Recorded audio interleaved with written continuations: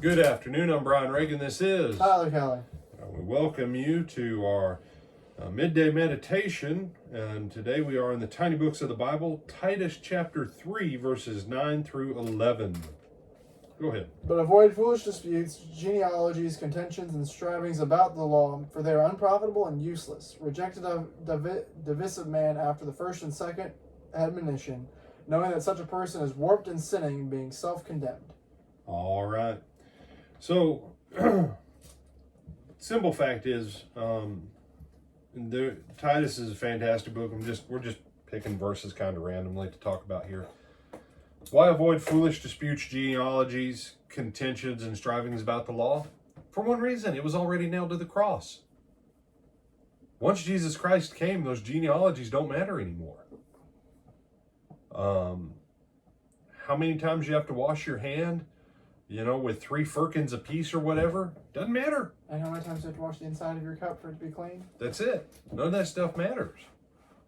And people who like to pick fights on that, the Word of God says, warn them once, warn them twice, and after that, walk away, be done with it.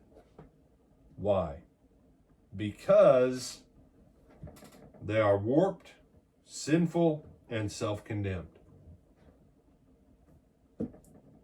Some people want to go to hell with the Bible in their hand, fighting about it on stuff that God says doesn't matter anymore.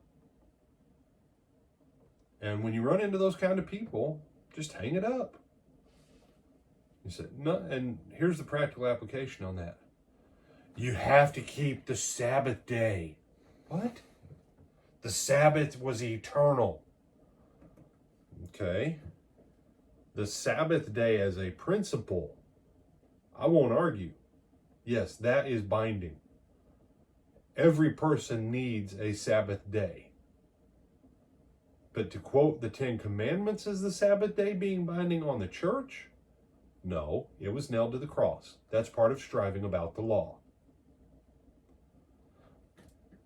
If you want to please God, you can't eat fried ham. Again, striving about the law. You say, well, you tell people to tithe. Yeah, I do. Tithing is before the law of Moses. Tithing is in the law of Moses, and tithing is in the New Testament. But if you don't want to tithe, don't tithe. You don't have to. I'm not going to make a fight of it.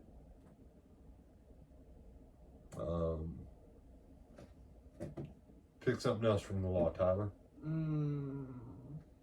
You can't mix wool and cotton in your clothing. Yeah, not an issue. Not an issue anymore. What? Isn't by cursing deaf people and tripping them? I knew when I saw your eyes light up. Isn't that in there somewhere? Yes, Tyler. And fortunately, the New Testament tells us, to him that knows to do good and does not do it, it is sin. Yep. Therefore, putting stumbling blocks in front of the blind and cursing the deaf because he cannot hear you are still wrong. Yes, thank goodness. Oh, point being what? Don't pick fights over that.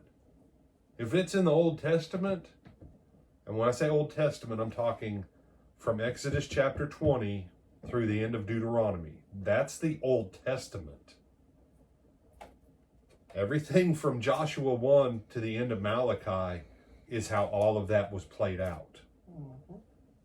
If it's in the law of Moses, don't pick a fight over it. Get the wisdom out of it, get the blessing out of it, get the discernment out of it, but don't fight over it. Any other thoughts on this? No, sir. With that, we bid you good afternoon and have a blessed day. Tonight, come back. Brother Ronnie Keller, one of our elders, is actually going to begin an in-depth study for the next 13 weeks on the book of James. Tonight is his introductory class. Looking forward to that. We'll see you then.